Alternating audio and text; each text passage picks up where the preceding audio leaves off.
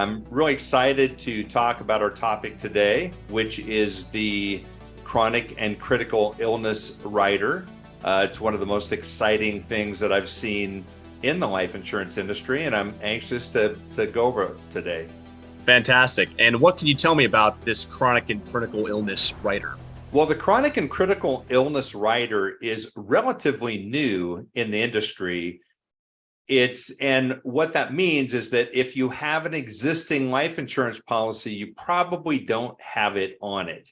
What the chronic and critical illness rider does is it allows you to access up to 80% of your life insurance death benefit while you're still alive, which is a really important benefit, because if you have a stroke or you have some type of health condition where you can't perform 2 of 6 activities of daily living on the good policies, I shouldn't say good policies, but on some policies, the chronic and critical illness rider allows you to access up to 80% of your life insurance death benefit while you're still alive, which is really important because you could have a stroke or you could have some type of physical problem where you need to get access to those funds to pay for home health care, nursing home, people that come and take care of you. If you have to go and stay at your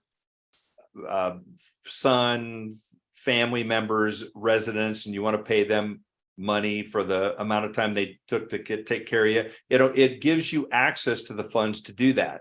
So that was not available before. So now that is something that you can attach to your life insurance policies, and it's pretty exciting. Why should consumers that are looking for good life insurance be concerned about chronic and critical illness rider? I think the major reason that they should be concerned is because it's a no-cost rider that you can put on a policy when you purchase it. And so it gives you another source of funds to pay for expenses if you do become chronically ill. So instead of having to tap into your savings or your retirement or whatever you have to do to get those funds, you actually have another source, your life insurance policy, to tap into. And because the rider is a no-cost rider, it's just a great source of funds to have access to.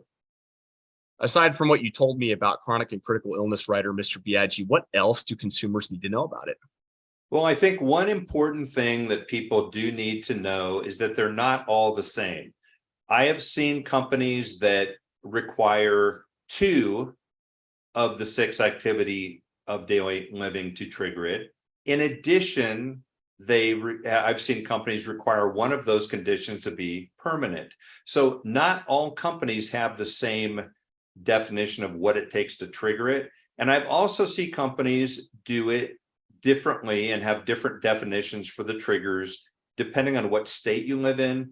So it is important that when you purchase a policy and you put one of these on it, absolutely put one on it, but make sure that the company and the rider covers you adequately in the state that you purchase it in. So that's the main thing, is that they just aren't all the same. No, that sounds fantastic, Mr. Biaggi. Is there anything else that you'd like to add about chronic and critical illness rider, either in general, or is there any other specific points you'd like to cover about chronic and critical illness rider? Yeah, I would just like to summarize by saying that it is either one of the most or most exciting riders that I have seen in my career in the life insurance business. So I think that if you don't have one on your policy, I would strongly encourage that you get a policy that has one on it, because it does give you that extra source of funds and there is no cost for it. So it's exciting for me to see this type of rider available in the life insurance industry. Very excited about it. Thank you so much for having me on today, and I look forward to our future segments. Thanks, Christian. Great having you on board too, and look forward to next time.